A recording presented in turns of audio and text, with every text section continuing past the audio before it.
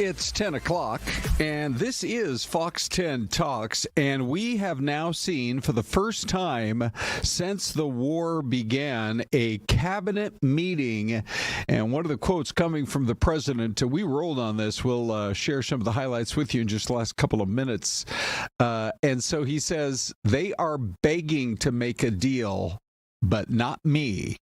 And so, the world watches and waits. The reports indicate that the president submitted a 15-point peace plan. There was one indication from somebody with knowledge of the negotiations that Iran might be willing to accept several of those. But publicly, they are denying that they want to move forward with any of the points on that plan. We have those highlights coming up for you. Also today on Fox 10 Talks, have you heard of Boom Ball? It is booming.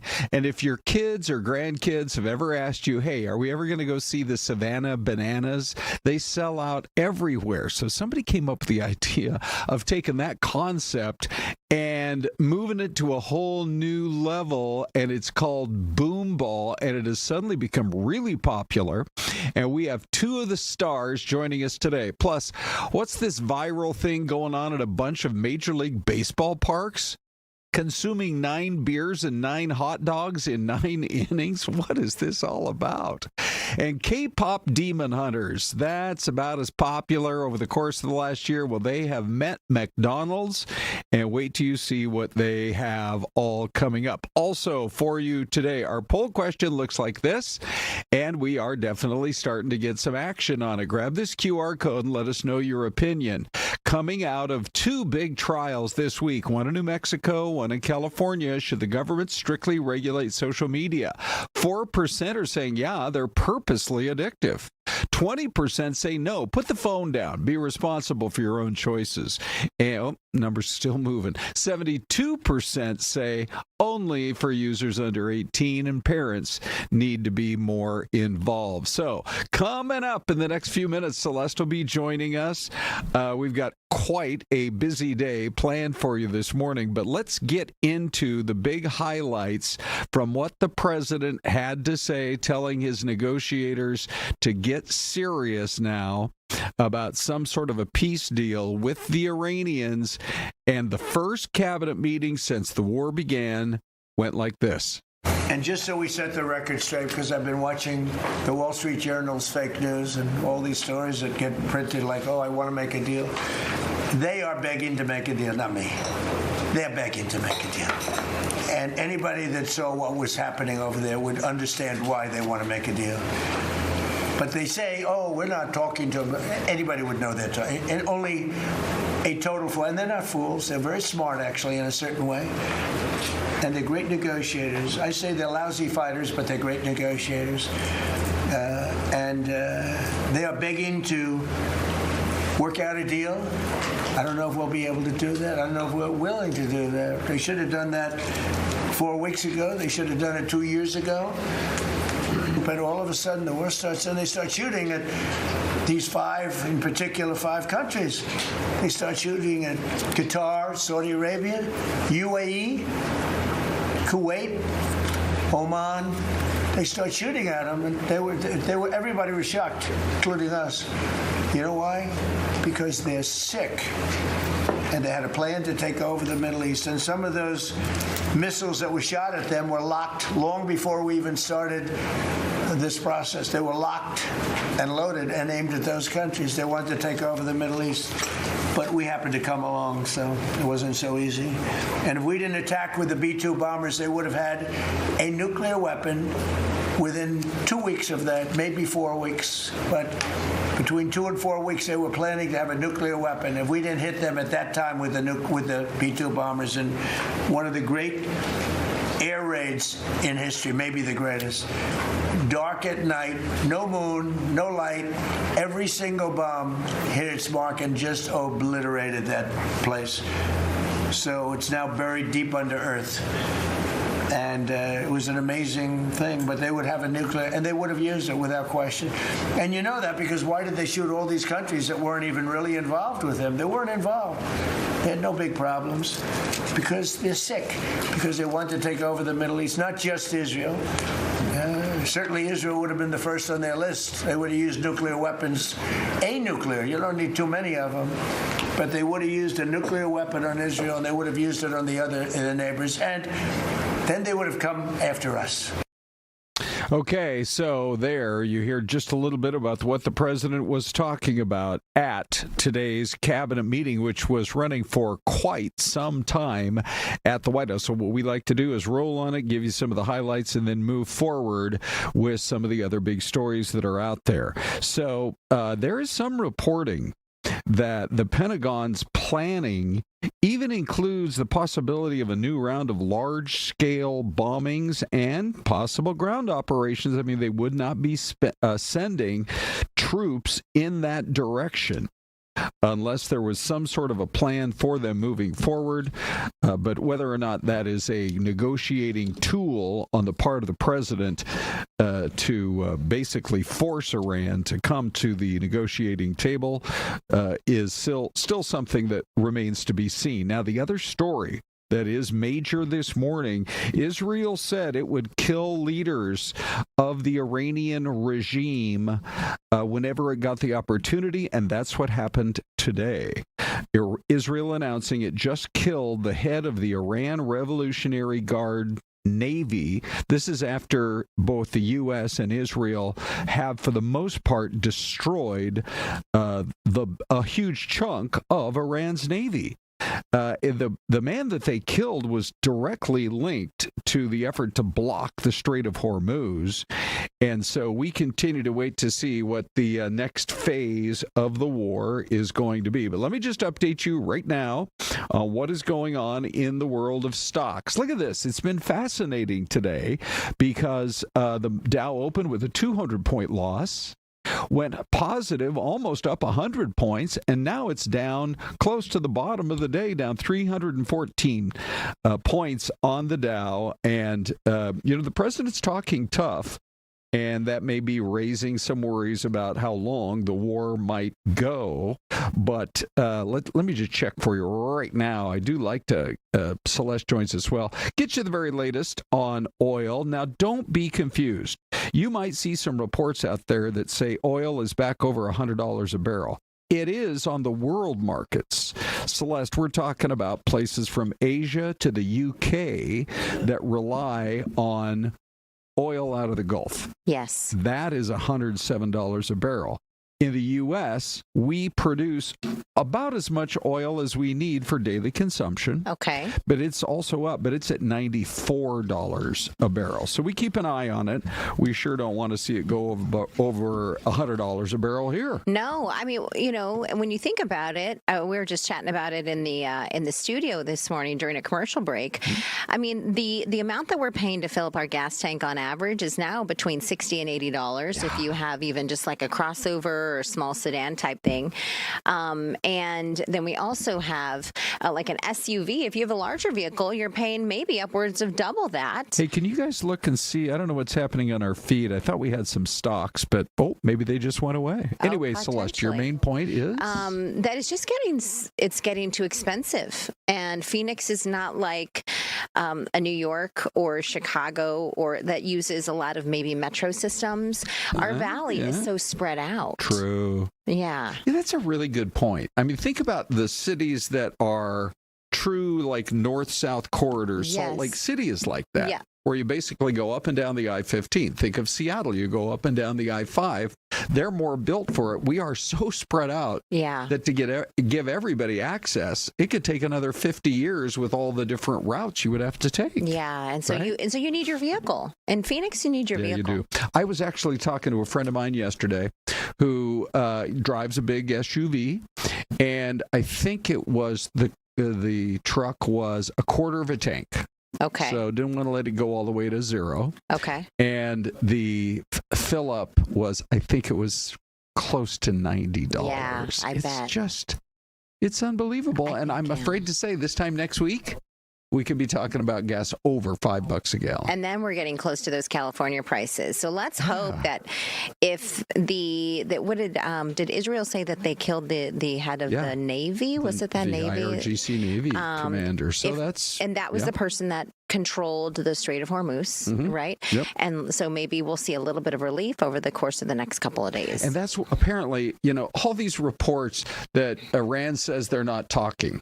Well, they have to say that for their own consumption within Iran. And also, like Trump has been saying, they don't want to be the next one to get killed. Yeah. But obviously they're talking because we have multiple reports that they have come back as one of their counterpoints. They want full control of the Strait of Hormuz. I don't see where the UAE and Qatar and those countries are going to go for that. I feel like we're on a global playground where it's like one side says one thing, the other side says another, and you're like, okay, we need a conflict manager. Y'all just need to chill out. Let's make something happen. There you go. By the way, so here's how gas prices are looking nationwide. They're about to hit $4 a gallon. Oh, for the days that we were $3.98 a gallon. Now, statewide, we're at $4.63. Here in Phoenix, you can still find it some places in the 480s, but there are a lot of gas stations that are right up against $5 at $4.99 a gallon. So keep all of that in mind. You know who we're really feeling for today, though, are these the food trucks. I keep this in mind. They got to gas up every day. They got to go to various different mobile locations. And then here's a little of what was being said regarding all of that. They were so expensive. Now they came down. Now it's gas prices. It's always up. They're out 7 in the morning until 1 in the afternoon. So let's say they was $60 a day. Now they're $90 a day. And it depends on what area you're at. If you're in Gilbert, it's a long way to drive out, drive back. Yeah, that's a really good point. Think about these guys are independent operators. They may live in Gilbert, they may live in Santan Valley, and yet they've got to serve customers, say, in the downtown Phoenix area, for goodness sakes. So they're all dealing with it. And, if you got a food truck in your neighborhood or at your work, maybe you give them an extra couple of bucks today just to help with the gas. What a great idea, having one at work. Yeah. Like on a Food Truck Friday. Let's clear a space at Fox 10, Celeste. Let's do it. Oh, look at this lovely view. Where do you think today's mystery cam is, everybody? Give us your guess. Interesting.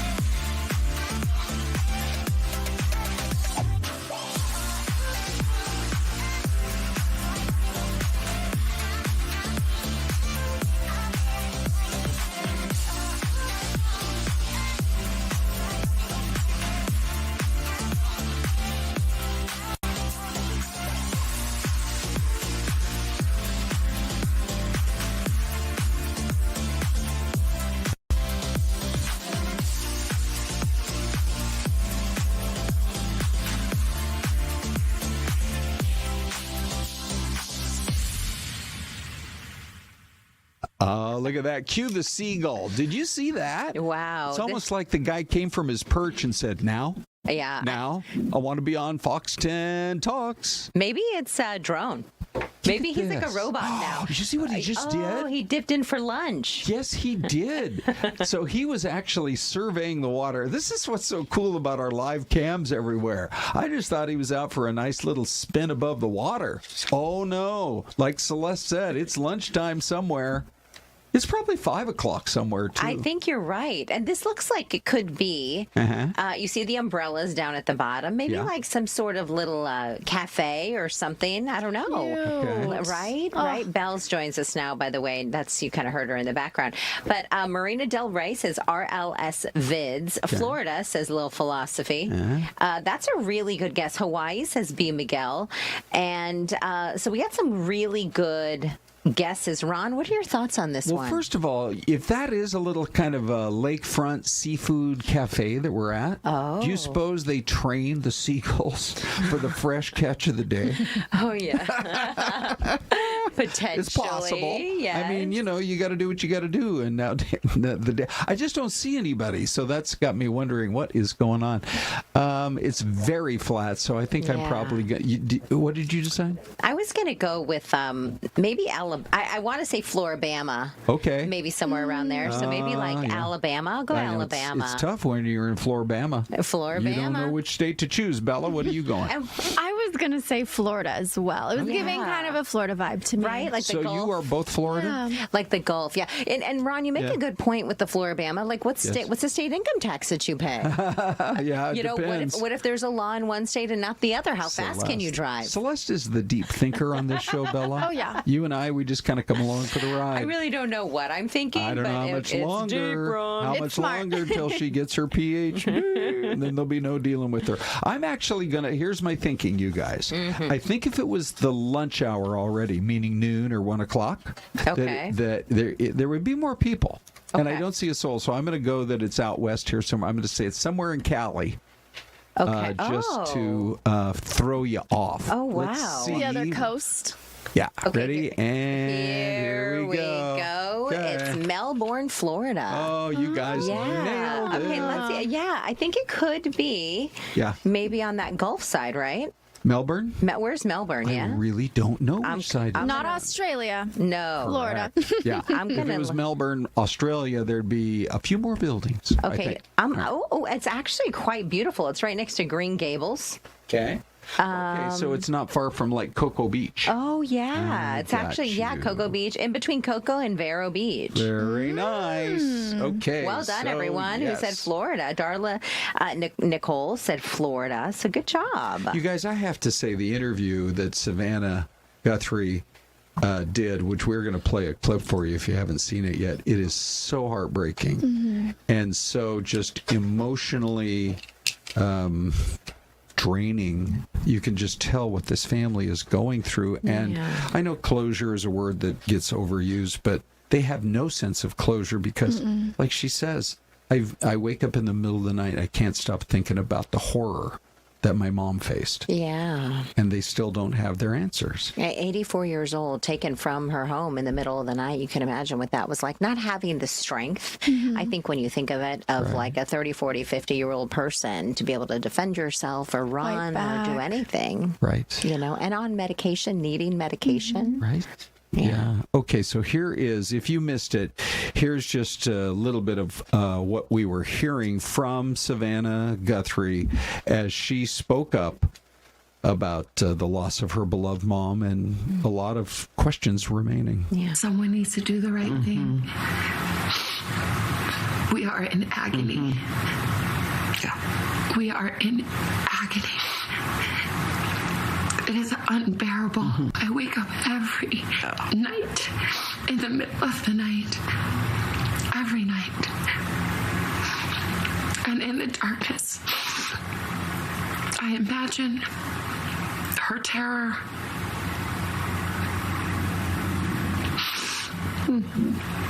And it is unthinkable, but those thoughts demand to be thought.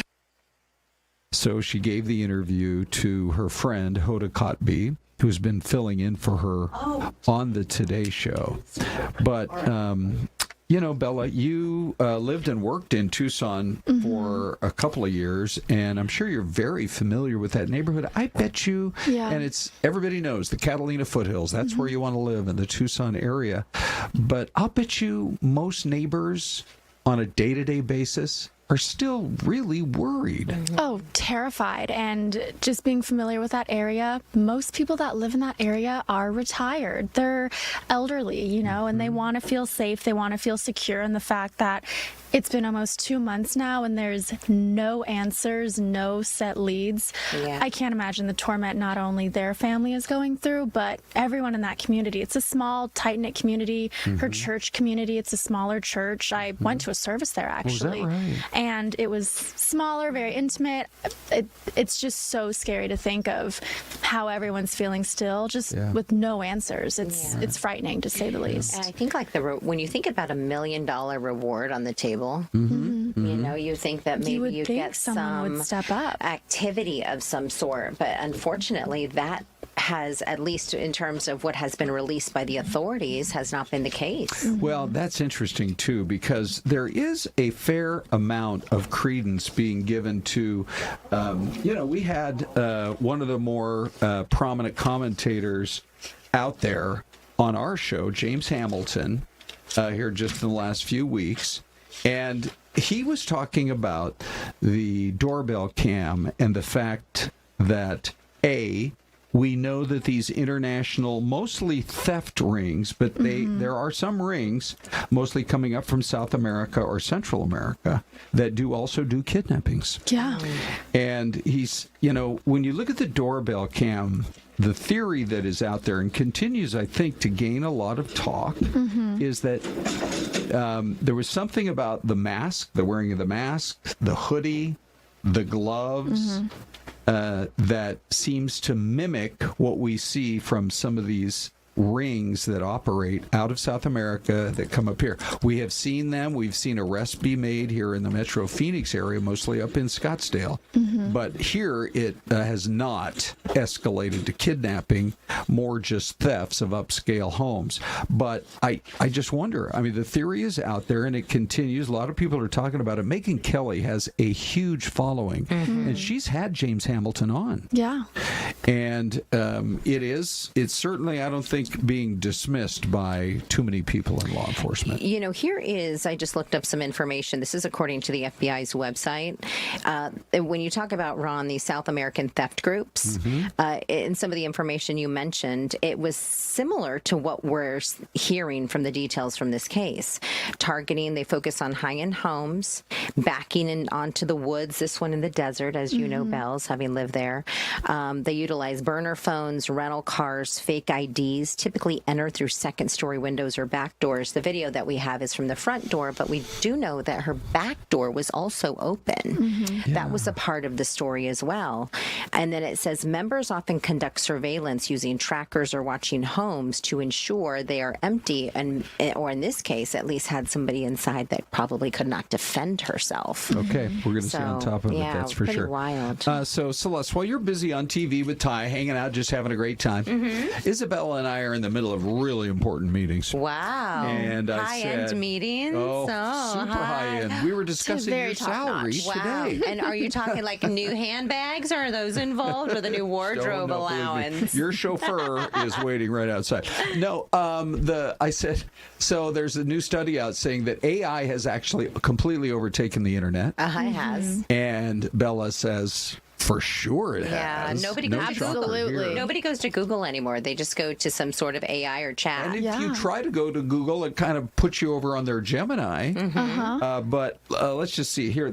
I thought this was amazing. There's a report that came out that said traffic in 2025 was the year of the acceptance of AI. That talking to AI agents grew by 8,000% from the beginning of 25 to the end of 25. Yeah. That just tells you everybody just jumped on the trend. There's no going back. And I will say there are parts of that are frustrating. You know, when I am trying to, say, get a hold of customer service on the phone and they're like, oh, just go to our website. And I'm in the chat box thinking I'm talking to a real person. Hey, can you help me reschedule this flight? Hey, can you help me get a refund? Yeah. And it's AI. And there's that disconnect. And it can get really frustrating. Can I tell you how many times I have said the following word into my phone? Representative. Yeah. Representative. It's you just want to talk to a human. You want to talk to a human, not a robot. You want to type to a human, not an AI. But Celeste, I'm sure you got thoughts to share. I just have to tell you one thing. I was talking to my airline the other day, and I think eventually I got to a human. But when they first came on, when the AI person first came on, they said, "Hello, Ronald." And they said, "What can we help you with?" And I said, "First of all, quit calling me Ronald. From now on, call me Ron." And she immediately said, "Okay, got it. What can I help you with, Ron?" Right.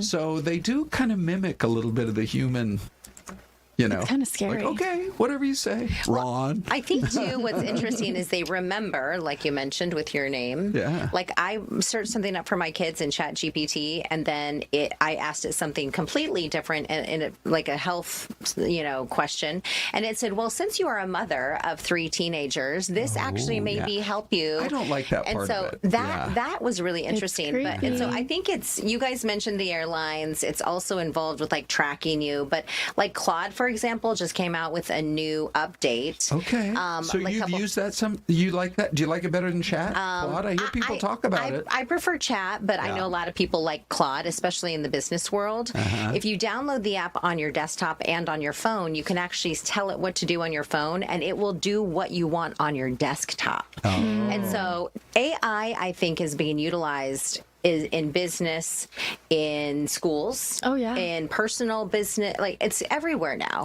Unfortunately, they've got a robot running around Madame Tussauds, like to protect the Vegas Museum. Like the technology has just evolved. Have you been to a QT lately? They got little robots running around QTs, for goodness sakes. Yeah, they're cleaning the floor constantly. I don't think the floor needs to be cleaned 24 hours a day, but whatever. Okay, break time, you guys. Coming up, we've got a lot more on FTT.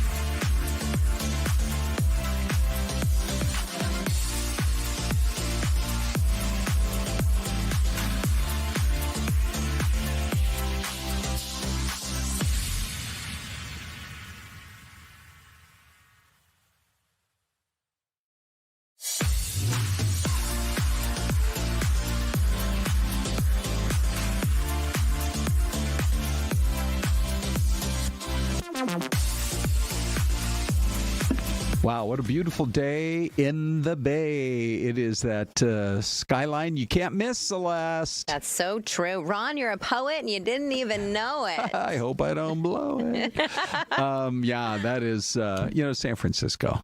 It is so clear There's so much to there love today. about San Fran. I know. We took our morning show on the road there several years ago. I'm trying to remember how long ago. It was Rick was still here. It was before my time. Okay. So I've been here more than 13 years. Must have been 14 years ago. Maybe it was, 15, something like that. And we were standing out at Pier 39, and it was very foggy in the morning. Yeah. And these herons came swooping down out of the mist and just floated along the water there in the bay, So kind beautiful. of between Pier 39 and Alcatraz. Mm-hmm. And I just sat there mesmerized. There is something spectacular, too, I think, about Alcatraz. The history. Yes. You can put on some headphones and walk through the jail, and you hear these prisoners telling you stories of what it was like sleeping in the cells and all the mobsters and people who were in there. Don't forget the Birdman of Alcatraz. Yeah. Okay, let's get to our poll question because we're getting a lot of action on it, that's for sure. Grab this QR code. After these big trials this week, one in California, one in New Mexico, is it time to strictly regulate the social media platform through the government? 5% are saying, yeah, they're purposely addictive. 31% are saying, no, put the phone down. Be responsible for your own choices. And 64% are saying only for users under 18, and parents need to get more involved.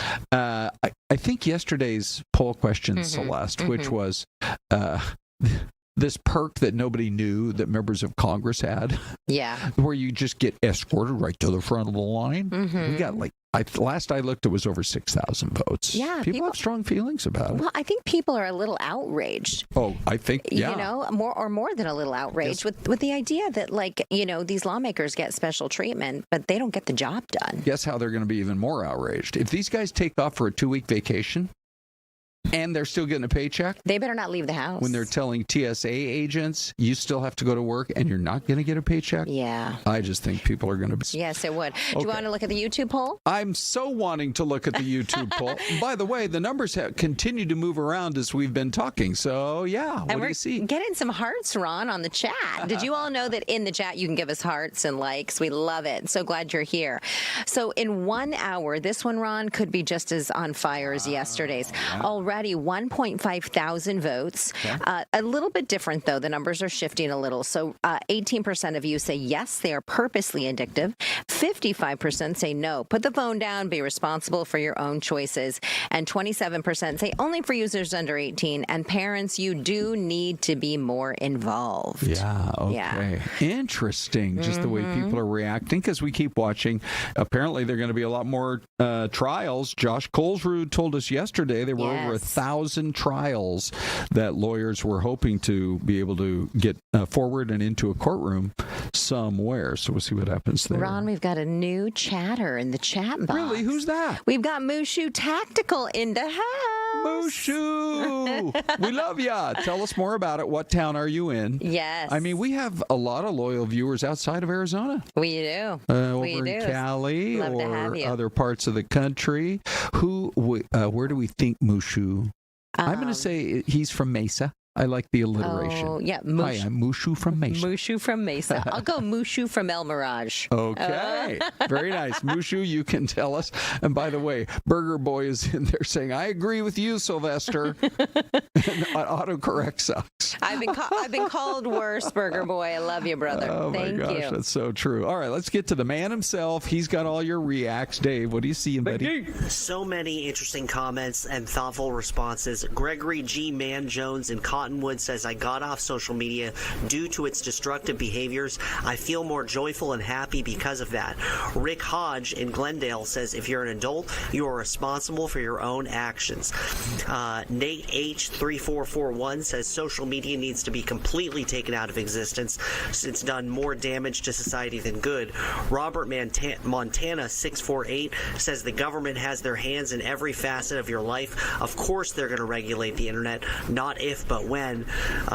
Bonnie Peterman says, what happens to free speech? You involve government of any sort, it will end badly.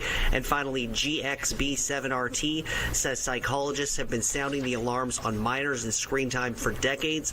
Parenting actually requires effort. I leave my phone home a lot to be more mindful. Really interesting comments. We love hearing from you guys. Keep it coming. Yeah, that does. Truly, it's almost like more than opinions. It's advice that we could all follow. Right, I know. Yeah. Hopefully we're smarter than our teenagers. You give them advice and they just don't listen. Yeah, you've spoken as a mom of 3 teens. By the way, a couple other stories we wanted to follow for you, and then we have a really special Look guest at Big D. up. We're just going to hang on him because you know what, Ron? Yeah. Everybody loves to see his face. You know what it is? He's a happy guy. You know what that's all about? Give the public what they want. Yeah, you got to do it. And they want this guy right here. Big All D. right. So, big ruling on a story we promised we would follow for you. We had Paul Johnson, the former Phoenix mayor, in here just a few weeks ago. And there was a big case where a Maricopa County judge has rejected a name change for the No Labels Party. So they wanted to change their name to the Arizona Independent Party, but the judge ruled against it. Arizona did certify no labels for its ballots, but this year, Johnson and others asked for the rebrand or the rename. But Paul Johnson says to Axios they're going to appeal the decision. So, little ballot battle going on. Yeah, right there you go. Celeste, we have Makayla joining us Hi, now. Makayla. It's Now, good to see you. We're so happy to have you here. I feel like I was hanging out with you just the other day. Yeah, crazy how that happens. Right? Lean in for us. All right, if you just don't right mind. up to that microphone. Yes, nice work. Yeah, we were shooting our promotional announcement for the upcoming. I can't punch these cameras right now, Bri. Oh, there we go. That's actually one of my favorite shots right there. But anyway, come on. Okay, there we go. There's Makayla. Makayla, are you excited for this year's walk? I'm so excited. I've literally been counting down the days for walk. It's literally one of my favorite events we do every year. Do you like the MCs that are up on stage, or is it time for somebody else? My absolute favorites. Oh, that's sweet. Well, Celeste and we've both been doing this up there at Sloan Park in Mesa at Dobson and 202 for the last several years. And can I just tell you one of the reasons I love it so much? It's like 75% family entries. Yeah, it really is. Right, Makayla? Yeah. And great teams that come together and support people, raise money for the great cause. Right. You know what I mean? It's just a great morning. What was the first year that you came for the walk?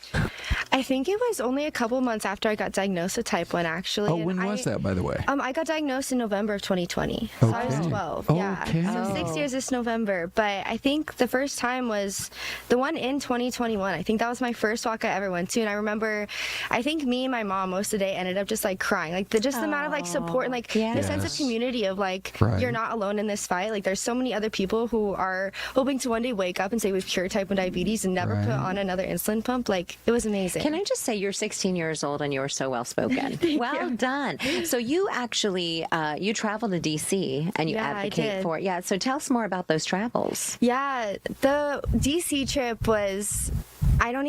It's been months. I still don't think I can like find the words to quite like express how amazing it was. Just being able to like sit down during like the congressional hearing and like have these like important figures like look at us and be like, we understand you, we're rooting for you. Like we're hoping one day you will take off those devices and say like, we no longer have type 1 diabetes. We've cured the disease. So just being able to get that validation of people like wanting to make that change for us, like it was really quite amazing. And so you follow developments. Have you noticed in the last few years things that are maybe hopeful? I mean, people are watching this and they're thinking, maybe I'll go walk. Maybe I'll just donate to JDRF. Why should we have hope? I feel like that's the like cure for everything. Like if you have hope, like you will find those solutions. You will find those things that like the smallest difference will make the biggest impact. Like that's what I live by. The smallest thing is going to make the biggest impact in someone's days. $1. What if that's the dollar that pushes us over the edge for research? We find that cure for diabetes. Like that's the things that matter. It's the small things. It's that hope. It's that kindness that matter. When you were 12, what was it? Do you remember when you found out you were diagnosed? Yeah, I was the first type 1 diabetic in my family. I always say I was the youngest doctor in my family without attending medical school. And so for me, like a lot of the learning came from just like trial and error, but also it was just a matter of learning like I have to give myself insulin and, learning those things where it's like finding that hope in those moments is something I owe Breakthrough T1D a lot for, because they kind of let me relearn my identity as a type 1 diabetic and feel comfortable in my own skin again. What memories do you have from when you were diagnosed, and how much help you got from your mom, dad, other family members, and like how crucial they were in helping you to get through that diagnosis, especially in those first couple of years? Yeah, I don't think I could have done it without the support of, my family, my friends, Breakthrough. It was... it takes a village, like anything. Like, you need that support system. And I remember on the way to the hospital, actually, I don't know why, didn't love pizza. I was crying the entire 45-minute, trip to the hospital about pizza. And I was like, I'm never going to have pizza again. And I got there and, Breakthrough T1D, I get pizza all the time. Their research and their support, for our devices. I don't have to do shots to eat a pizza. I have an insulin pump, and it does it for me. Yeah. And so it's just things like that where it's like, I thought my life was going to be so dark, and I thought my life was over at 12 years old. Right. And now I'm 17. I'm graduating high school this year. I'm starting college. And I'm doing amazing. What are you going to do next? What college are you going to? I'm going to ASU online. I'm getting my bachelor's in business so I can become the executive director of Breakthrough T1D. Oh my gosh, that's great. Awesome. Now, do you want to be the local director, or are you shooting for national? I think that's the next question. Right now, I think I'm wanting to, be mainly involved in the Desert West chapter, because I really want to get my hands on still being part of the advocacy and helping those youth ambassadors coming into our program. So I think that's the first step, and we'll see where it takes me from there. Well, we are looking forward to seeing you on April 18th, Ron. It's going to be an amazing morning, and we want to invite everybody who's watching this morning and hanging with us. Come out, meet Makayla, chat with Ron and I, and support this really amazing cause. So the walk starts at 9, but we encourage you to get there about 7:30. We have all kinds of fun out there. People are tossing beach balls. We're throwing T-shirts out to the crowd. Well, you got all kinds of mascots out there too. You do. Okay, and so grab that QR code or go to fox10phoenix.com/events. This is one of our biggest events at Fox 10, and we're so honored to be out there with you, Makayla, this Saturday the 18th. Just so excited. Thanks for joining us. Of course. And we'll be right back. Good job. Thank you guys so much. Yeah, nice to see you. I feel like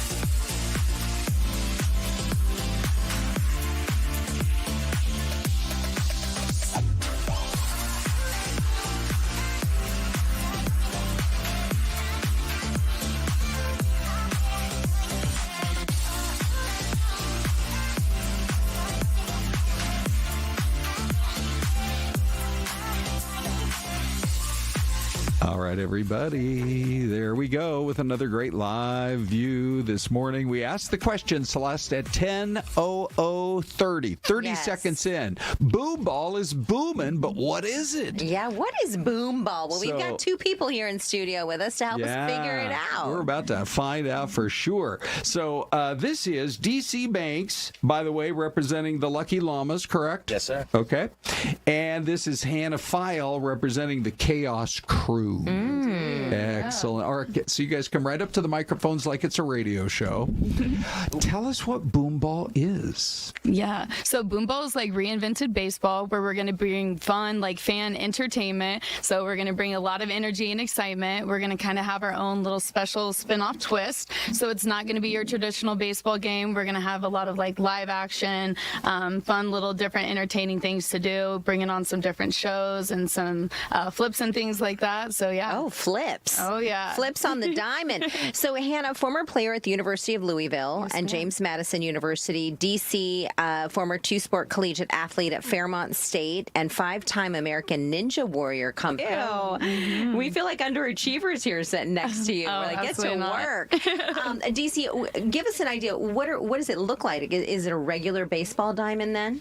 So it's a regular baseball field. It's just baseball reinvented, if you think of it like that. So we have our competitive nature, and then we have our hidden talents get to come out. So baseball is just baseball, regular baseball. This one has its twist. So we're going to be entertaining the fans. Like, the fans are first in our league or whatever, but it's going to be competitive, but we're also just going to have that twist, and there's going to be a lot of stuff unexpected. So it's just something you have to be there to see. Yeah. All right, we're going to roll the video now because, hey, when the Lucky Llamas take on the Chaos Crew, it looks like it can be kind of nuts. Walk us through what we're looking at, you guys. Yeah. Go for it.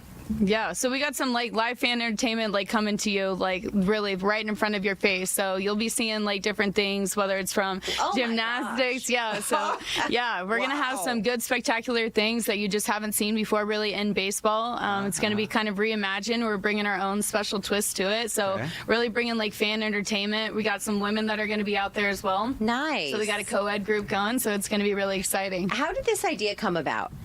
A visionary. Yeah. The person that created this, he has a big vision. He's done a lot of things in his life, and he saw this and he ran with it, and here we are right now talking about it. So tell us how the league works, where the teams are from, and how people here in the Valley can watch. So the league is our 2 teams right now, and we have these 4 different places so far for the tour. So we have Phoenix right now. We're going to have Atlanta, Jackson, and Chicago. I feel like we're all scattered everywhere. Like, everybody's from everywhere in the States. So you all come together in these cities and you compete.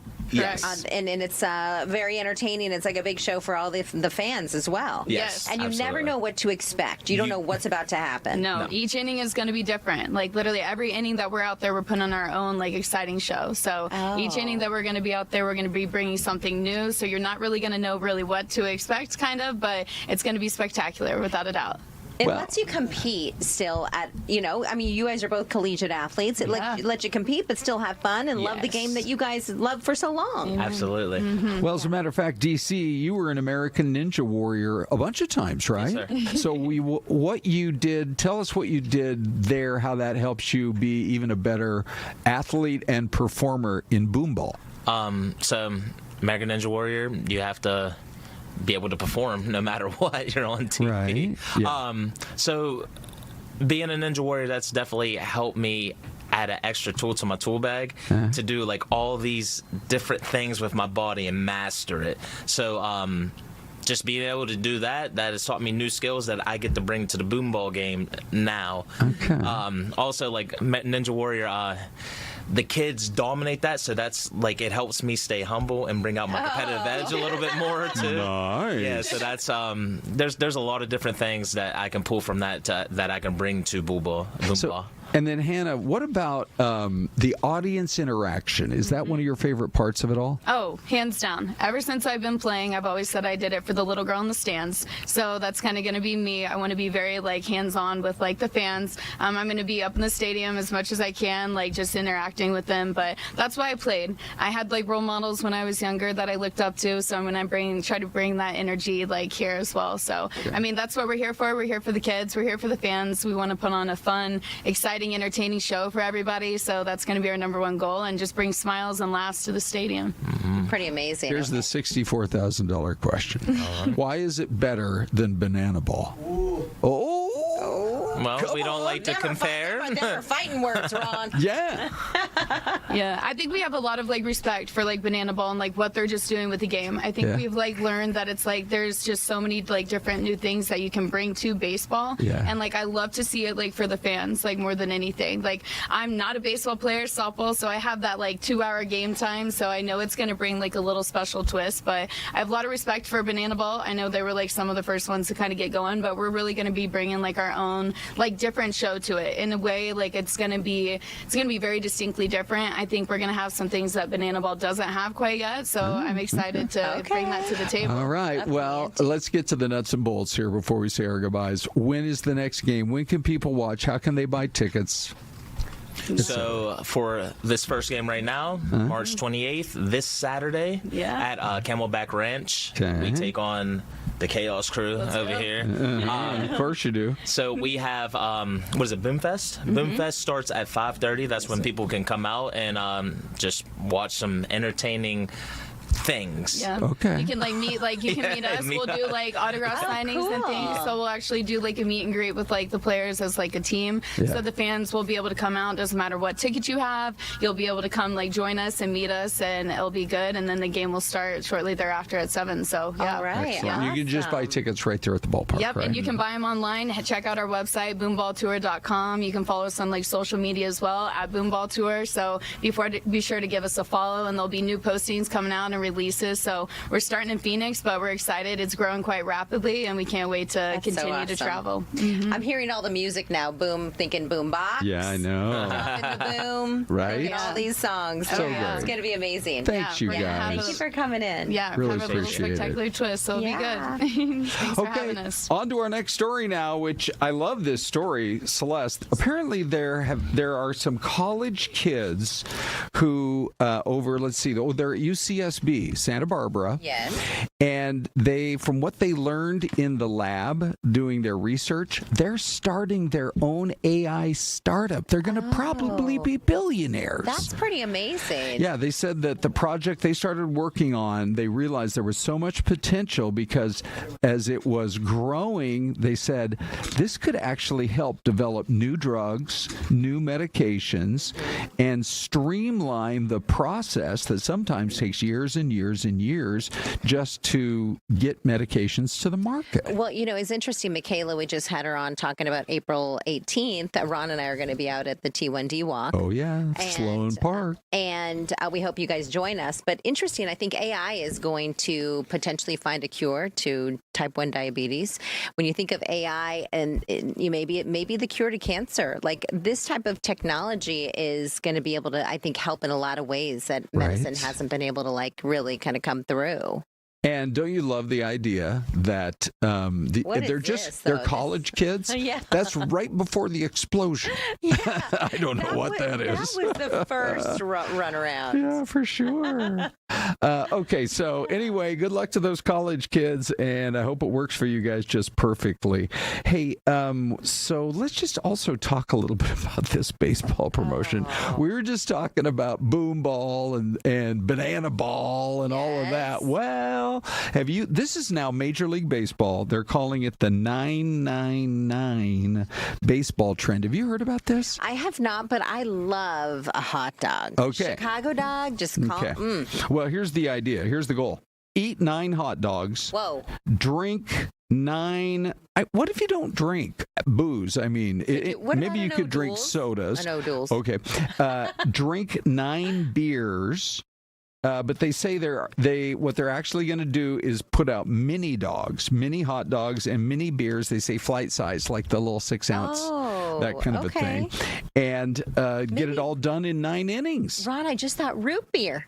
Maybe it's either beer or root beer, Right. because it's still beer. There you Or are. ginger beer. Sure. That doesn't have alcohol. Right. Yeah. So you could be in line and you could be like, I'll take 9 root beers. All your buddies are standing they're around.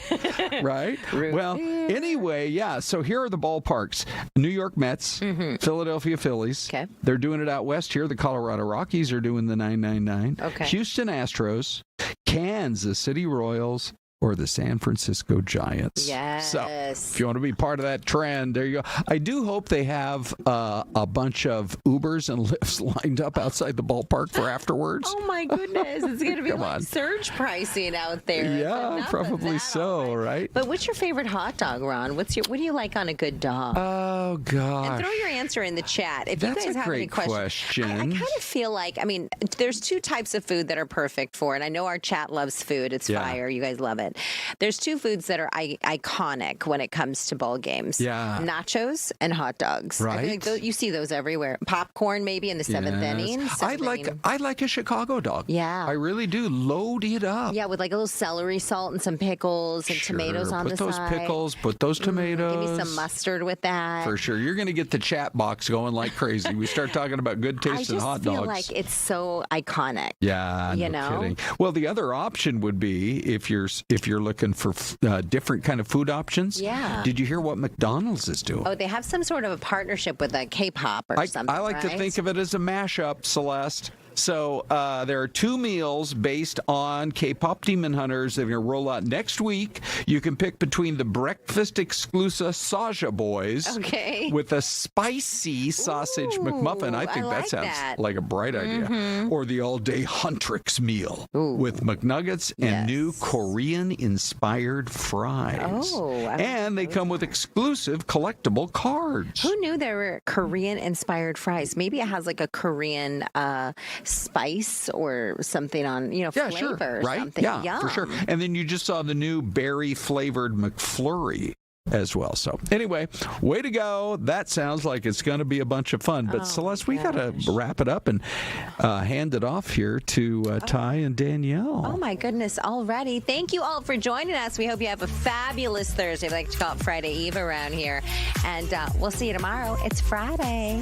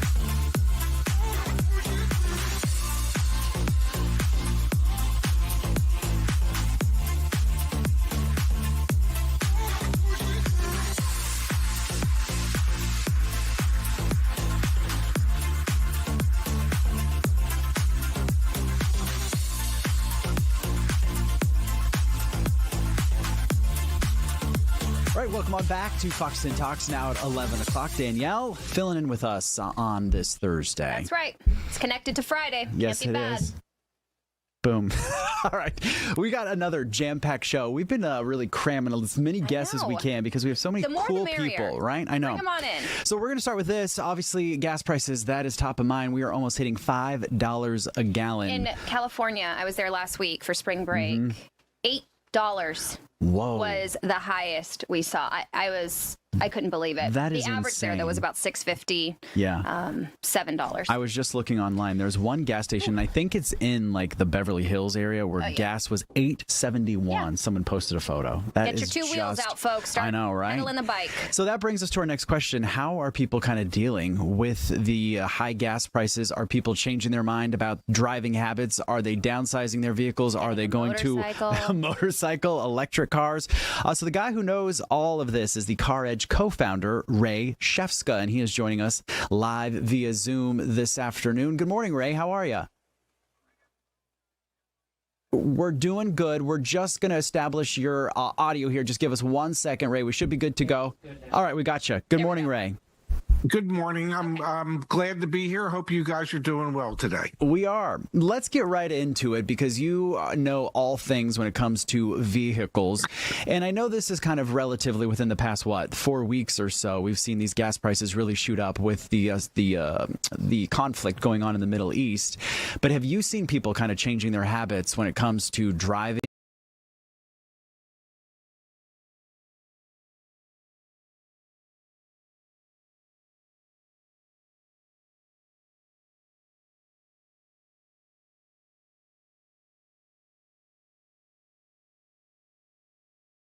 Or maybe even purchasing a vehicle? Of the conflict, we have seen a 20% increase in people looking at used and new EVs, which would indicate to me that people are concerned about the high cost of gas and are trying to figure out ways to maybe avoid that. And Ray, how, typically when we see stuff like this, we do see, a bump in sales, but how long does it take, if this EV is a little bit more expensive than a gas-powered car, how long is it going to take for me to kind of get my money's worth in terms of gas prices? Well, I think the mistake that most people make, at least from my experience, having done this for 50 years, is that they overreact initially.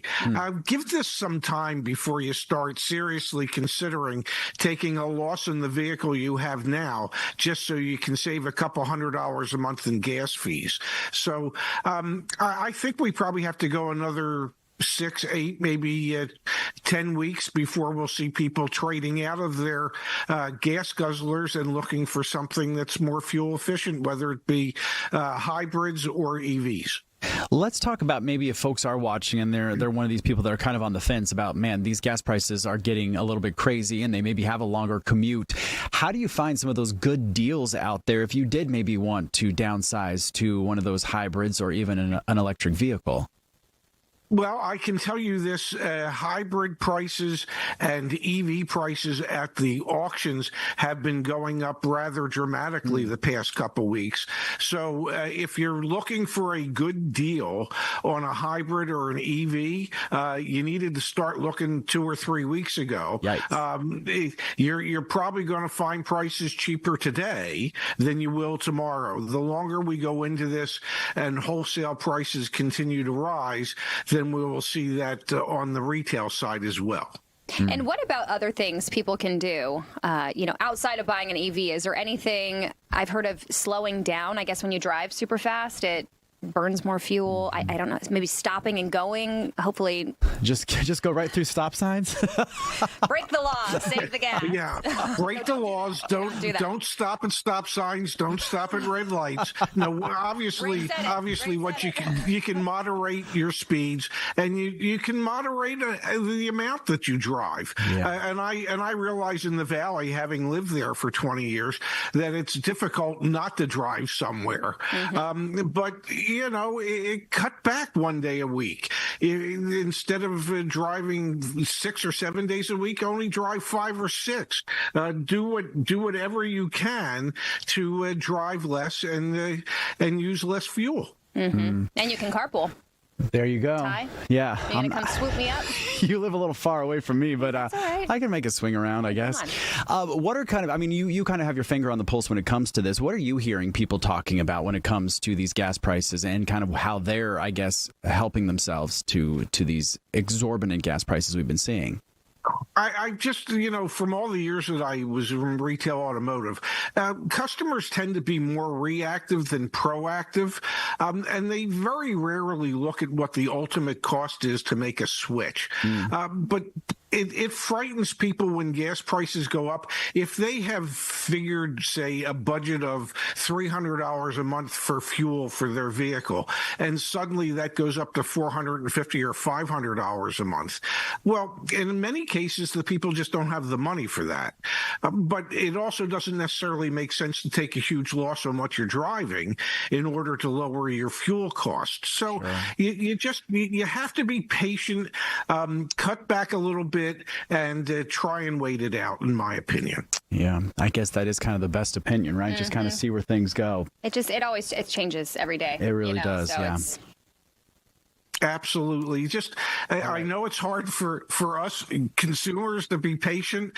It's one of the things that we lack the most of is patience. But this is one of those cases where oftentimes you're better off not overreacting and just trying to show a little patience. Yeah, and I guess probably just kind of crunching the numbers in your own situation to see if that's even going to save you any money in the long run. Well, and maybe you cut out a few of those Starbucks coffees and things like that, and you utilize those savings you can put towards your gas. What if Danielle is doing both? What if she drives a giant gas guzzler and is going through that Starbucks line? I am looking for money from you, Ty. I would like to be on the scholarship. I guess you could always set up a GoFundMe. There you go. Ray, thank you. I will take that advice. Ray, we really appreciate it. For folks that are watching now, how can they watch your show? Well, you can find us on YouTube at CarEdge and CarEdge Live. My son and I do a show every day at noon Eastern time, talking about what's going on in the industry. And if they need any help with some guides and facts and tidbits, and when it comes to buying a car, they can visit our website, CarEdge.com. Yeah. Awesome. A wealth of knowledge, Ray. We appreciate your time this morning. Well, thank you for having me. You guys have a great day. And go Diamondbacks. Yes, go D-backs tomorrow. Yeah. All right. Have a good one. Well, it's official. Tonight. Yeah. It's officially started. Yeah. The fun to fund my Starbucks addiction and gas necessity. Yeah. And you have a very expensive 6-year-old. Yeah. Just turned 6, you and got a she lot is going on, yeah. very expensive. All right, let's move on to our next guest. We have Jason Smith here. Jason, Sergeant. good morning. Sergeant Smith. Yes. Excuse me. We got to get the titles correct here. I know, man. Yes, Sergeant. Sergeant Smith, good morning. Thanks. Thank you so much for joining us. Let's start with your story, if you don't mind, giving us a little background about how you got to where you are now. Yeah, so I'll start with my military career. I served in the United States Army as an infantryman from 2009 to 2014, and I deployed to Afghanistan in 2012, and while I was in Afghanistan, I stepped on an IED. It was a 15-pound explosive, lost both my legs, had some right hand damage, and I retired out at 14, and I just started working out for stress relief, and it led me to where I'm at today. Oh my gosh. And so power lifter, right? It is powerlifting, but I'm just a strict bencher. Okay. Yeah. And were you, before this, involved in the sport at all? Or, I mean, I'm sure you worked out occasionally. Just the bro way, just going to the gym and lifting weights. But yeah, it wasn't until I found adaptive fitness in the form of the Warrior Games, which if you're unfamiliar with it, it's the Wounded Veteran National Olympics. Every branch has a team, and I was on Team Army, and then I was able to do the Invictus Games, which Prince Harry throws, and it's the Global Wounded Veteran Olympics. Wow. So I got to compete in Germany there. Can you just walk us through, I mean, we're looking at some of your photos here from previous events and things that you have done. After that happened, that incident happened to you overseas, did you find that this was therapeutic for you to start lifting weights, and was that kind of a relief for you? Yeah, it was. So I was a big lifter before I got hurt, and due to my right hand damage, a lot of the ligaments are gone and the knuckles don't work. I have thumb and index that work, but I was told I'd never really be able to use my hand again.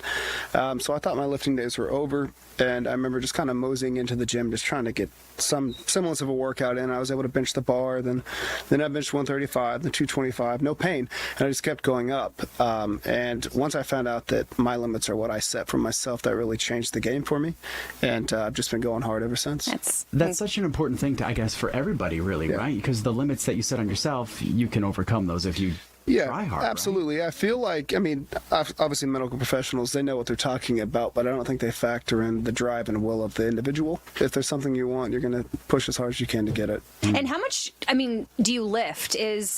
Can I just talk about the sport a little bit more in terms of like what you have to do? Is this something that you have to practice, or? Yeah. So every lift, there's a goal in mind. Okay. It's to be better than you were during your last event. And the goal is to get as heavy as you possibly can. So you're never just really going in there and doing whatever you want, doing how you feel. Everything's written down, meticulous. I do bench twice a week, and I do my back twice a week as well. Okay. Pepper and shoulders too for stability and stuff like that. And how much are we lifting? We got to talk numbers here. Yeah.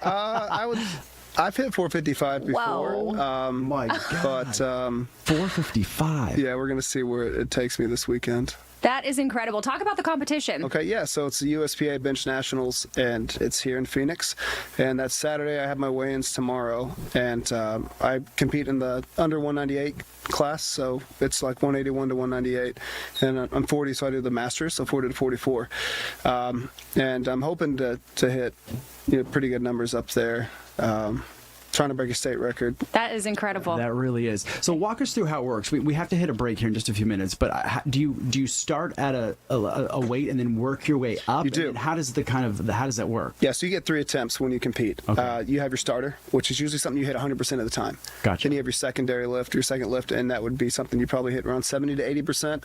And it's contingent on against how aggressive the competition is. Your last lift is going to be like home run or boom or bust. I anticipate it's going to be really hard because it's the best of the best here. Wow. Okay, so you said that there's a weigh-in. Does that put you in like a weight class then? It does, yeah. So I can kind of like wrestling almost. Yeah. Yeah, so it's all based on what your body weight is versus what you press. So if you and I were to compete and you bench the same amount that I benched, that's never going to happen. But I appreciate you saying that. I would love to see that. I would pay big bucks. If you weighed a pound more than me, you hold on would win. 1 second. Can you hold on two minutes? We have to hit a break. We'll be right back. Much more.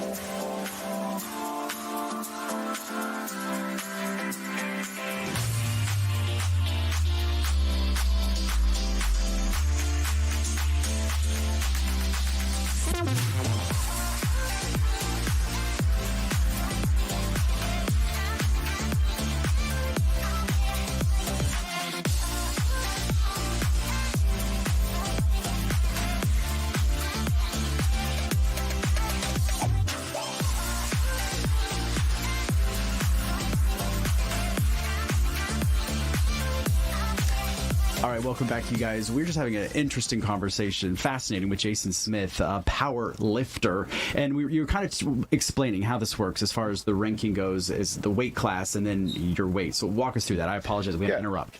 So the day before the competition, you do a weigh-in, and that puts you in the class that you're in. I compete in the under 198 class or the 90 kilogram class. And what the difference is with that is if I hit the same amount of weight that, say, you would hit, and you weigh a pound more than me, I win.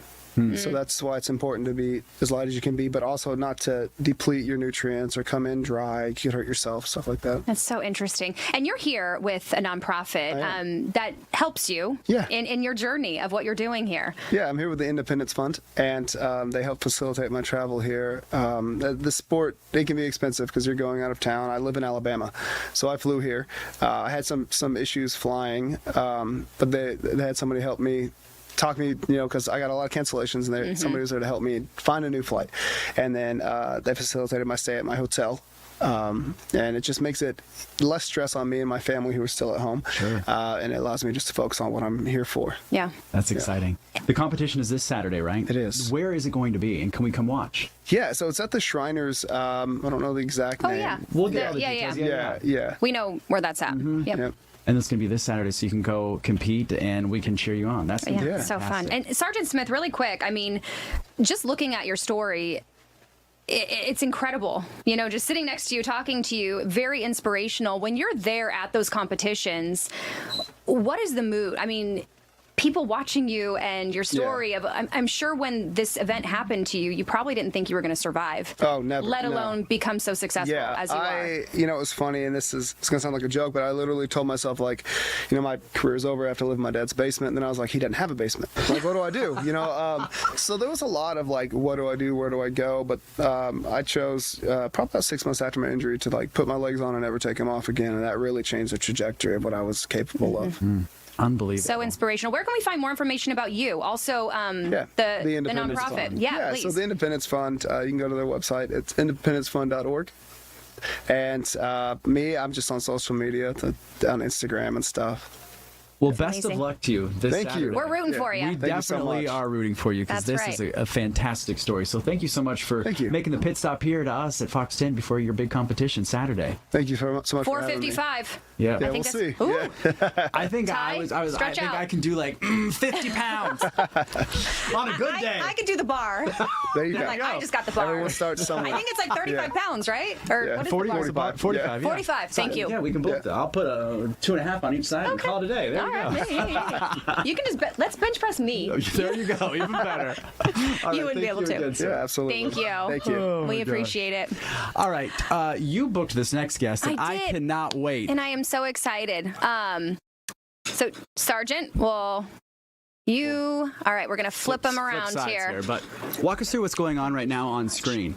Okay, so this is kettlebell juggling. I didn't really know much about it, to be quite honest with you, so I follow Kenyatta Banks. I have for many years. I worked out with Kenyatta. He has his own HIIT style workout. He used to kick my butt back in the day. That's right. So I follow him on Instagram, and I've obviously followed his journey. And this whole kettlebell juggling is juggled my brain. I was like, what the heck is this? Yes. Everyone typically hates kettlebells. You know why? Because they're hard. No, because they don't know what they're doing. Oh. I think he's calling you out. Yeah, probably not. So Kenyatta Banks, correct me if I'm wrong, 3rd in the world. In the world, yeah. Of kettlebell juggling. Right. Massive competition happening here this weekend in Fountain Hills. Kenyatta, tell us about the sport, because I think a lot of people don't really know about it. Yeah, so the sport was a thing back in the day. Juggling's been around for the 1800s. And then it was like Russians. If you look it up, they got little kids right now that run circles around people. But, and then it was used kind of like how we had a circus. They used it to showcase kettlebells doing all this crazy stuff and synchronized juggling and all these things. And then it kind of went away in like the early the 40s. Okay. And so we are in the resurgence of kettlebell juggling. That's why you guys are like, we never heard of this. Neither did I. Yeah. I just saw a guy online. Shout out to Colin, my guy in New York. I seen him online, and I was like, I'm you. Like, that's me. Like, and this is you right here on the screen. This is me on the screen. Is the other video Tomas that we have here with us? Yeah, I got to show my boy some love. He's second in the world for freestyle juggling. So I'm classic amateur. He's freestyle. And oh my goodness. Okay, first of all, you make that look so easy and effortless, but how much does that weigh? That one's 25 pounds. 25 pounds? Yeah. Do your joints hurt? You know what's crazy is, and this is from the Open last year, so no, you actually feel better. You know, really? Movement is medicine. We say motion is lotion. Yeah. The reason why people hurt is because they just sit all day. No offense to podcasting. I'm just saying. And so that's the trainer in him talking right there. Yeah, Miller time. Oh my gosh. And then Tomas, so your style is what? More and here, sit up to the mic so we can hear. Mine is more freestyle, so it's like more of a created juggling flow. So it's more like crazy tricks, if you will. And how do you put something like that together? I mean, are you just flowing and practicing? And I mean, it does come with preparation and practice at the gym or at the park like Kenyatta does. But yeah, like I was telling him on the way over here, it's like you tap into a reserve to where you step into that flow state. So you think like 4 steps ahead, if you will, you know. So then you just emphasize into that, and then you go into this flow state and everything just slows down. And yeah, so cool. And in freestyle, you have about 20 seconds freestyle. Okay. Against another person, so we would go up against each other. I got 20 seconds, then you go, and then whoever wins moves to the next. Like March Madness of kettlebells. Okay, so walk us through how the people that are judging you, what are they looking for when you guys are doing your competition? So there's different categories. So you got classic, freestyle, synchronized duos, and then you have power, which goes up to like 54 pounds. Oh my God. So think about a gymnast in a floor routine, right? The gymnast has in front of them, the judges have a paper. They judge you off of how many flips, your footwork, but it's all laid out. So it's like a language of its own. And then so you either gain points or you lose points. We call them combos. So if you do a combo, you saw me in the park, that's considered a combo, right? This is him in the freestyle. So he has 20 seconds to do crazy stuff like that. That is crazy. So Tomas, you didn't, I mean, you've maybe practiced this, but this is just kind of coming to you as it happens? Pretty much. So like, again, like I said, you think maybe 4 steps, 10 steps ahead, but you already have that puzzle piece created in your head. It is so cool. It just becomes into like a dance almost, a choreography, you know? And again, there's music playing, there's all this stuff that you can, just tap into that reserve. Like I'm saying, like it's more like everything just a different, how would I say, a different realm. Okay. And Kenyatta, you were telling me, I talked to you a little bit ago, talk about the hands. You said that you want to keep your hands, you would think that you need to grip these. Yeah, no, but you got to stay loose. Okay. So it's a clash of two worlds. It's kind of crazy. You got to be as intense as possible and as relaxed as possible at the same time. Kind of like boxing. Okay. You can't be tense because if you're tense, then the bell is tense. Your body's tight, the bell won't flip. It won't. The bell is speaking a language. You're talking to it.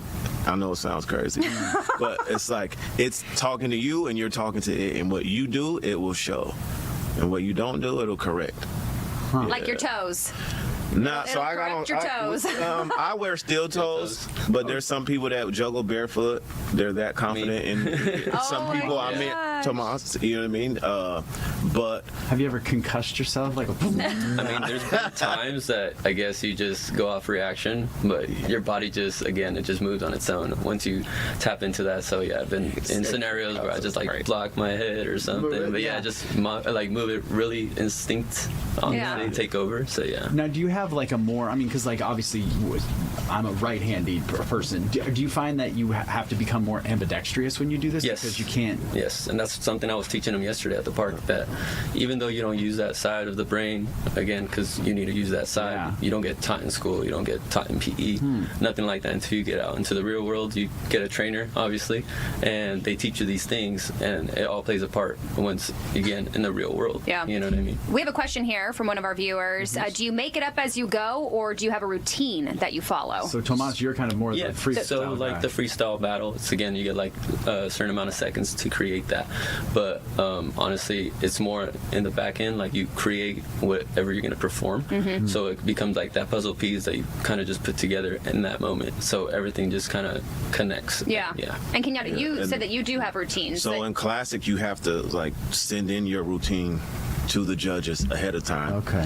And you have to stick to the routine. If you go off the routine, you lose points because it's point based, just like gymnastics. 0.0, 0.2, 0.8. If you drop, if you shuffle your feet, it's very precise. Gotcha. And so I have a coach, and then we create a program together, and we agree on it. And then for amateur, you only can create a program up to 12 points. When you go to pro, it can be as many points as you want. Wow. And so, yeah, that's the next step. So fun. And this weekend, if anybody is interested, Fountain Hills. There is a huge competition happening this weekend. At Iron Roots in Fountain Hills. So you guys, we're not outside because people keep asking me, like, it's going to be hot. It's inside. It's inside at Iron Roots, and people are coming from all over the world. Canada, Panama, Team Panama's coming. Yeah, it's going to be fun. Is it Saturday and Sunday? Saturday and Sunday. Okay. So we're 9 to probably about 5. So the different categories will happen on both days. You got men and women's. Amateur. We got beginners. We're doing something for beginners for the first time. So just pull up. Y'all pull up. Coach. Just no fire ants. If anybody knows Y'all don't know about fire ants. Maybe ask somebody. Don't ask about fire Ask Danielle Miller. Don't ask me. I don't want to even You know, I talk take about them anywhere I go. You know what I mean? I don't juggle with them, though. But, yeah, so the different categories for both days, because you can't do it all in one day. And we have a marathon that's 30 minutes straight of alternating flips. Wow. So you would count my reps, and then if I drop, you take 3 reps off. Got it. And so, do you guys still get nervous competing? Absolutely. You do? Every time. But I just turn it into energy. Yeah. So we get to pick our songs too. When you do classic, you have a song that you juggle to. And what's your song? I can't tell you. Oh, you gotta come see. Yeah, you gotta come see. Secrets it. away. That's what we call a tease in TV. It is. But folks, we've got about 30 seconds left. If folks want to get more information about what you guys do, because I think it's fascinating, and like she mentioned, I think a lot of people don't know that this exists. How can they get more info about what you guys do? Well, you can follow me on Instagram at Arsenal by Kenyatta. That's my brand. Or you can go to arsenalbykenyatta.com and just send me a message, and then I'll send you on to the rest of the juggling world. And Tomas, what about you? About 15 seconds. Yeah, so my tag is Call Gym Poppy, or you can follow our gym back in Cali. It's called Broken Culture Gym, where you can find me and you can get into it. Yeah. Well, both So of you, fun. thank you so much for coming in. Fountain Best Hills of is luck. going to be juggled up this weekend. well. Juggled up. That's right. Have a great day, everyone. Thank y'all. Yes. Appreciate you. That was awesome.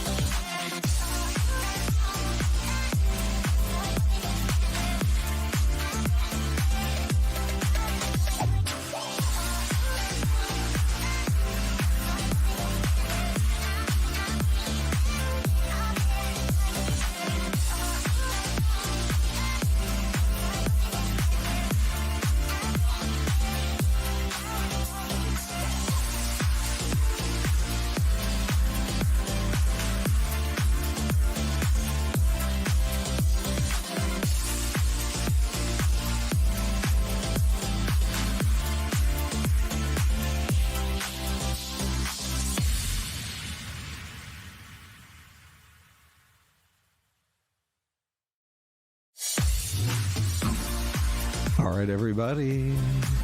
Welcome back to more of FTT. I feel like we're getting more sunny views from across the USA, Des, after weeks and weeks of snow. This is what's been so strange. Here we are at 100 whatever. I think today we said it's going to be 100. Tomorrow it's going to be 102. But then the cool down comes. Yeah. But all the snow in the other half of the country has been fading away. That's what they want, right? Yeah. They had a long winter. I know. It's like if we could just meet somewhere in the middle, like some town in what? If we could all just be like Kansas? California. Yeah, really. Right? Just Right? like Yeah. 70s and nice weather. So we've been having a great show on TV today and here on YouTube and on Channel 45, which is Fox 10 Extra. This is FTT, Fox 10 Talks, and it's a chance for us, Des, to go a little more in-depth on the big stories of the morning. And let's face it, when it comes to sports, one of the most exciting days of the year is opening day for Major League Baseball. Exactly. And now you've got this 999 challenge. Right? Trying to add another layer of excitement like we need it. Eat 9 hot dogs, drink 9 beers. I come to find out that they're all mini versions, mini hot dogs and mini beers. Well, it wasn't supposed to be. That's what one stadium is doing, because obviously that's the responsible way to do it, taking, I think, 1 24-ounce beer it was, and pouring it into the 9 mini glasses. But I guess it didn't start that way, which would be a horrible idea. Yeah, really. But Meghan Plain might have the best assignment for today, though. Yeah, let's go. There she. Oh, hang on. Just one moment. She's coming up. Okay, ready? Here we go. There she is. Oh, look at this. She's busy tapping out a few let her know more she's notes. on cam. Yeah. Oh, she's connecting. All right. All right, she's trying to log on to the stream right now. But yeah, what do you love most about opening day? There's like a buzz in the air. I've taken various family members over the years when it works out with my schedule to go to opening day at the ballpark at the Chase Field, and usually it's sold out or very close to sold out, which a lot of games you go to, and there's still plenty of empty seats. But there's the buzz that the ballpark is just literally jammed. There's the excitement of, the first pitch, the first hit, everything else. Every year with the Diamondbacks, honestly, going all the way back to the year we won the World Series in 2001, there's always that hope that you're going to return. And it was only a couple of years ago. That's what this time we didn't win it, but we made it back. Yeah, we were in the running for sure. So hopefully we have another successful season. And hopefully the beginning of that, Meghan, all starts today. We want to see our D-backs go all the way. I know, right? It's exciting. This time of year, everybody has hope, right? Everybody thinks this is our year. This is the year we're going to do it for the Diamondbacks. The pitching situation, they haven't gotten it completely figured out. They don't have any lefties coming out of the bullpen. Starting pitching-wise, they have a few injuries they're working through, but it should be exciting. Of course, not the easiest start to the season, right? To have to take on the Dodgers. Game 1, a team that is obviously the favorite to win the World Series. Not ideal. They're going to watch them raise the banner today. They're going to watch them get their World Series rings tomorrow, but we'll see if they can hold their own out there on opening day, opening week. Yeah, I don't. Have you been able to attend a fair number of games there at Dodger Stadium? We were on a family trip when I was a kid, and I do really feel like there's a kind of a magic at that ballpark. It is such a nice ballpark. I hate to say it. I actually grew up a Yankee fan because my mom's from New York, but I grew up here in Southern California, so Dodger fans everywhere, and they can be kind of irritating sometimes. And when the Dodgers are really good, it's just, it's too much. But going to the stadium, it is so beautiful. Just a perfect background for baseball. It's one of the best in the league, I think. But yeah, good ballpark for sure. So is it just because they are the world champs that we see these unbelievable ticket prices for tonight's game? I mean, what Des and I we had a story yesterday, I think it was, that said $392 on average is the highest price ever paid on average for an opening day game at any ballpark in Major League history. Crazy. Yeah, I think, you look at the week, if you're a Dodger fan, this is the time to be around the team and watch it. They've just been on such a high for really the last decade now. But yeah, I mean, it's a weekend in which you get to celebrate what they did, winning a championship once again last season. You get to see the ring ceremonies, you get to see the banner presentations, and just as a fan, that's something that, you know, you're not guaranteed that, right? You could experience it one year and then, you know, a team doesn't win again for decades. So I think that's a huge part of why, and listen, the Dodgers, like, LA is such a great market for that baseball team. Everybody loves the Dodgers. They always have such a good turnout, but especially when you add something like this, the, you know, festivities around celebrating a championship, I think that certainly helps drive up those prices as well. Mm-hmm. Okay, so how are the D-backs going to beat them tonight? Yeah, what are their secret weapons? How are they going to beat them? Well, we have Zach Gallen on the mound tonight. And I know last year he had a rough start to the season, but he figured it out at the end of the year. So, you know, he's one of their aces. So if he has a solid start tonight, then I think they might be in a good spot. Offensively, listen, this team is so much fun when we saw them go to the World Series. You know, they get on base, they steal bases. They can be really fun offensively. They're one of the better teams in the league offensively the past few seasons. So if they can, they need a good lead, right? They need a healthy lead to put their pitchers in a good spot where, you know, it's not close, because the Dodgers, they could attack you at any moment, right? You know, everybody in that lineup is just so solid. So if the Diamondbacks, I think, can jump out to a pretty healthy lead with this offense, which they are more than capable of doing, then I think they could give themselves a chance for sure. And what about any new additions to the team, Megan? Can you walk us through maybe who some of the new players that might be key to this season? Yeah, so looking at third base, you have Nolan Arenado. Obviously, the Diamondbacks fans were pretty used to seeing him around often because he's with the Rockies for so long. The thing bringing him in was all about his defense. They wanted someone who was a little bit better defensively at third base over there, so he's good in that aspect. As far as his bat goes, that's something where you want to see him have a bit better season this year than he has in recent years, but he's still a solid player. He's a veteran guy. Troy Lovella, the manager, talked about, you know, we needed to bring in Mike Hazen as well. We needed to bring in some veteran guys. It's very important with a team with a lot of young players, so Nolan Arenado does that. The guys love him. You know, Ketel Marte, Geraldo Perdomo, those two middle infielders talked about how having a guy like Arenado who's won a Gold Glove here, they're like, yeah, well, he's going to help us get to that caliber to be Gold Glove level player. So that's cool to see. First base, last season they had Naylor, of course. They lost that leadership, but they brought in Carlos Santana at first base. So defensively, that should be pretty decent over there on that corner as well. And then if you look at, you know, Jordan Lawler, he's not new to the organization. We've seen him up and down in recent years. He's struggled, but this spring he had an outstanding spring, both with the bat and then adjusting to a new position. He's playing outfield now, so that's where we're going to primarily see him this season. So he made the opening day roster for the very first time, so that's a really cool moment for him. So those are probably three of the big ones that you can get excited about watching. I got to ask, Des and I are such big fans of Megan's Diaries, and we've loved it, you know, through spring training and all the rest. They're the best. We love you on the road. Are you going to go talk to the boss? I mean, let's see you at 3 or 4 or 5 of the great venues across MLB. You know, I think I like where your head's at. I think we can plan together. If I have some people behind me, I think we could pitch this and maybe get something done. Yeah. All right. Well, you got the two of us. But before we let you go, last quick, most important question: what do you think of this 999 challenge? What is it? The 9 hot dogs, 9 beers, 9 innings. I think you're asking for a heart attack. I could never. I think I could probably, over the course of 9 innings, I'm like, how many? I could maybe do, like, if I'm pushing it, maybe 3 hot dogs.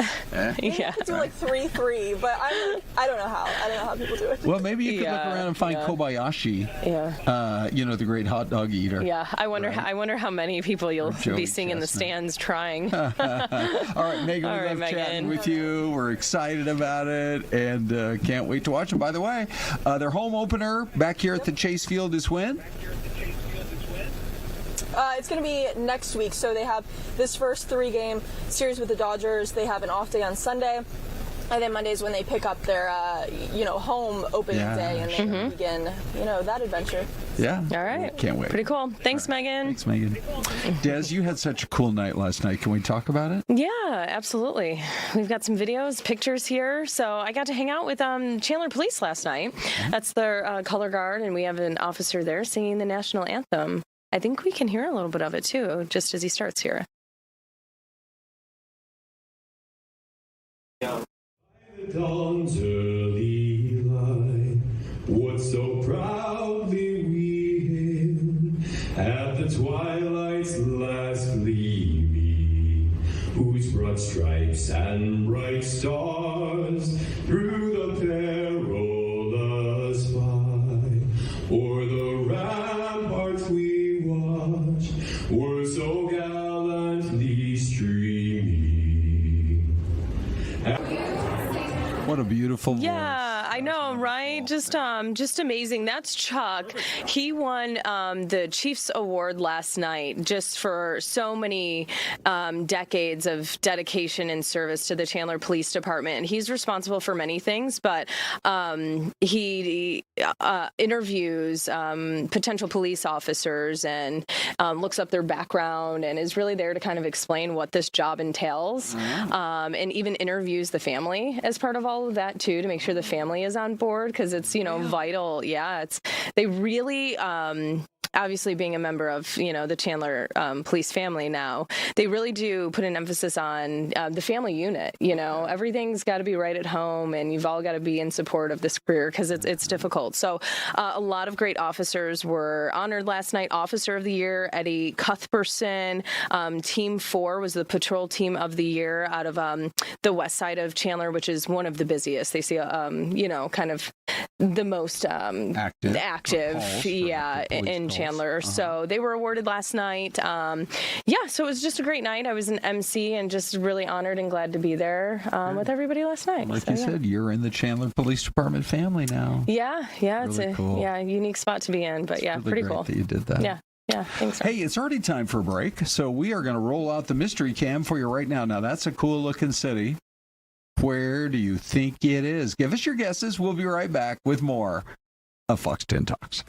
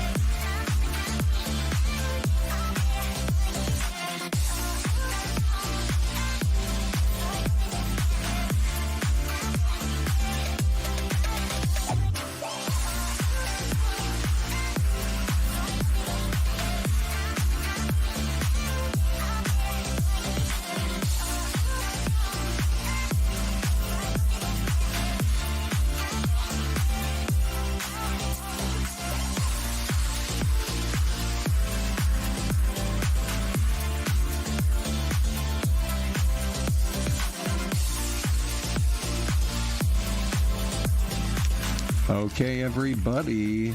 Now, it's very rare, Des, that we get almost unanimous opinions, and we're not quite to the unanimous stage, but I see a lot of votes for one particular state. They seem confident in Ohio. Yeah, but I do like Brandon's confidence in saying, it's got to be Maryland.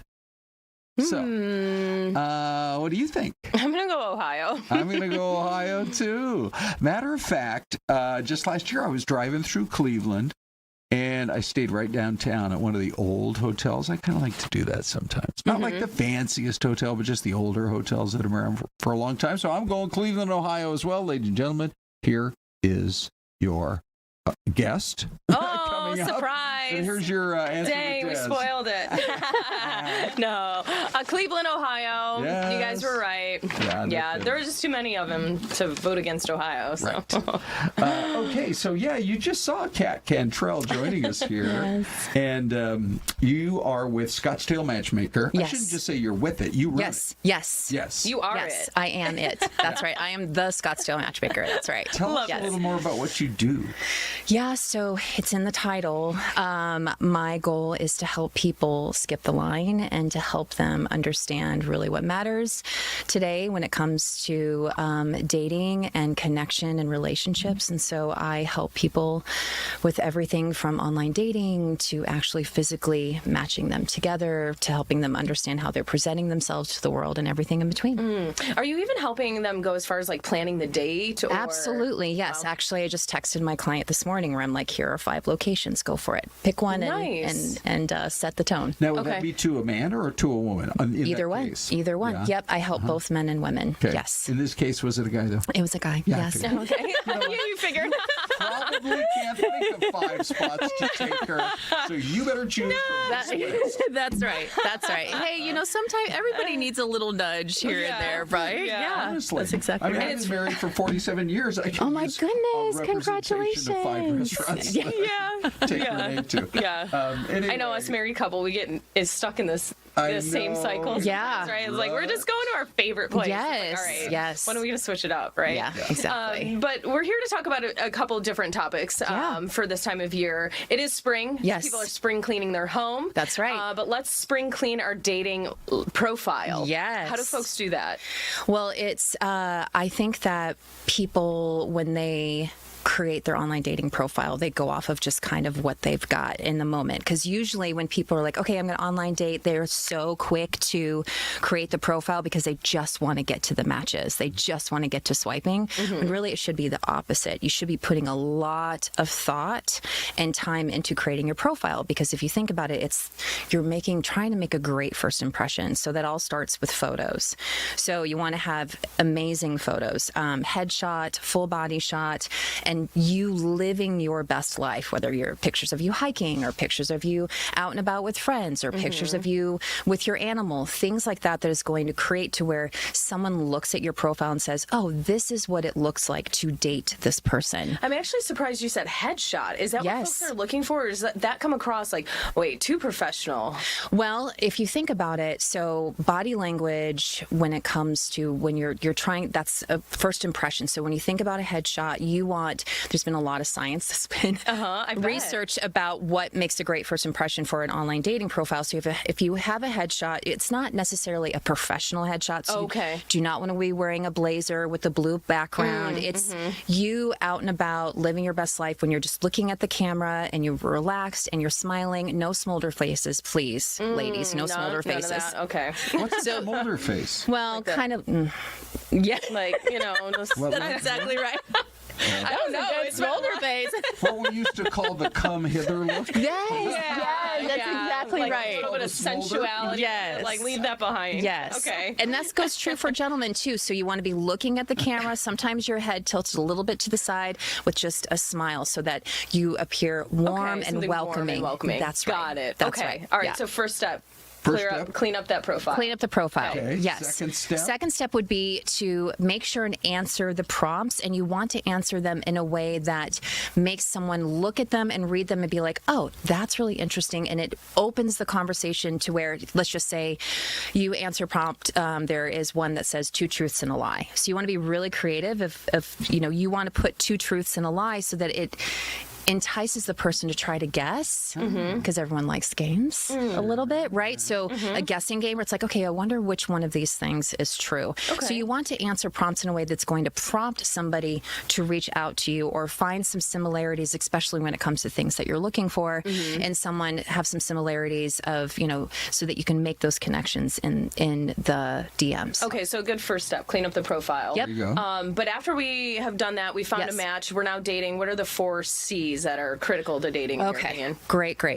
So the first one is clarity. Not only clarity of what you're looking for, but making sure that you're dating other people that have the same clarity. So people that are saying, I don't know, let's just see where this goes, or I'm not too sure what I'm looking for. Pay attention to what people say. So if you're dating with intent and you have clarity of what it is that you're looking for, make sure and date the other person that has the same amount of clarity. The second is communication. So if you're ever confused in getting to know somebody, that is a good indicator that they are not communicating with you well. So you want somebody that's not only going to communicate with you about setting up the date, but communicating about their thoughts, their feelings, their emotions, so that you're not leaving guessing and that you're living in a high anxiety. The third is making sure that you have capacity. So capacity is, a lot of people like the idea of dating, but yet when they go out there and they start dating, they feel that, okay, well, maybe this isn't what I want. Maybe I don't have time for this, because dating does take a certain amount of time, effort. And so if you're showing up in a way where the other person is not showing up, that is also a great indicator in which you probably should move on. Should rethink. Yes. Can you tell in the first date, or even B in the first, 30 minutes of a date, whether it's going to work or not? That's a really great question. In fact, I have that a lot with people where they tell me, they're like, I just know within the first 5 minutes. Wow. I just know within the first 10 minutes. Okay. And I push back on that. Okay. I think that if you think about a first date, you are 2 complete strangers. And so even if you're chatting a little bit online, you're complete strangers, so there's nerves. You have created a story in your head of who this person might be. When you bring 2 people together, everybody has their walls up. Everybody is looking for everything wrong, not looking for things that could possibly be right. Because people claim that their time is valuable, and I got to make sure and just figure it all out so I can move on to the next. You cannot figure anybody out in the first 30 minutes. That's my philosophy. You cannot do that. But that's a great question. Give them a little bit more of a chance than that. Absolutely. The last C is consistency. That's right. Consistency is, how are they continuously showing up? So, and not just consistent in the great moments, right, where it's exciting and it's, we have momentum and this is great. But when you have some kind of adversity or something, there's a little hiccup. Is that person still consistent? Are they still showing up, or are they not communicating? Are they backing away? Are they not willing to have those uncomfortable conversations with you? So you want to make sure that someone is consistent, because what happens is that those people that are a little bit more anxious, if the person is not consistently showing up, it's going to create a lot of anxiety within that relationship, and ultimately it will burn out. I see on your list here 3 dating habits to ditch. Now, this is also in the spring cleaning category. That's right. We already walked you through your profile. Yes. Now you're maybe on date number 2 or 3. That's right. That kind of a thing. What do you do? So I think that people need to really pay attention to the red flags. So when we talk about spring, high chemistry, low compatibility. So people automatically say to themselves, oh my gosh, the chemistry was great. Okay, maybe they're not this, and this, but I love how I feel around this person. This person is so exciting to me. So I tell people to ditch. I want people to replace the word chemistry with curiosity. So when you leave a date, you want to walk away and be like, oh my gosh, that person was so interesting. Okay, maybe I didn't feel all of the fireworks and the sparks, but there's something about them. I'm curious to know more, because if you think about like your marriage for so long, you want to be with somebody that you're just constantly growing and you're curious to know more. Like even myself with my husband, there are still things I'm finding out about my husband that I didn't know. So you want to ditch chemistry. You also another because thing, that can be fleeting. Yes. Right? And just as strong as it comes on is just as quickly as it can leave. And so what I always say is chemistry is biological. Attraction is something that we're really striving for and that we really want in a relationship. Another thing that people need to ditch is stop having standards. And we have about 2 minutes left. Yes. So having standards is really important, especially if you're dating with intent. You want to make sure and have a certain amount of standards. So how the other person is showing up, how, the things that you are looking for, but understand that there is a difference between having standards and settling. Yeah. Settling is somebody that can't fulfill your needs, right? So you want to make sure and have standards in which that person can fulfill your needs. And if they're not, then you absolutely need to move on. All right. And we talked about like the first 5 minutes. You're not really like, I know it's not going to work. Yeah. But as you mentioned, it could be some awkwardness, nerves, the first date, right? Yes. So if folks are on that first date, what are some big no's? Big no's. So don't date for potential. So on that first date, pay attention to how they're showing up, how are they speaking, how are they really making you feel. So there's two things I always want people to pay attention to. First thing is, how did this person make you feel in the presence, and do you like that version of yourself that comes out? That should be the only thing that you're truly paying attention to on a first date. Even if the other person is nervous and you're nervous, give it some time. Allow it to grow over time, because if you're just automatically making that assumption based off of whether or not that person is making you feel needed or not needed within the first date, that's just, again, you're a complete stranger. So how is a stranger supposed to make you feel a certain way other than your version that comes out around that person? That is really the thing that you should be paying attention to the most. Okay. Yeah. ScottsdaleMatchmaker.com. Yes. That's how people can find you. Yes. This has been a wealth of info. Yeah, it really has. Interesting. And you're on Instagram as well, you said? Yes, Instagram and TikTok, Cat Cantrill. Okay. Yeah, perfect. Yes. Thank you, Kat. Thanks, guys. Just like that, we was a lot of good stuff in there. We could have gone for another half I got hour. more questions. Yeah, Just hang on. We'll stay right here till tomorrow. Okay. All right. Thanks again, Kat. There's Ohio. And thanks, everybody, for watching today. We'll be back tomorrow.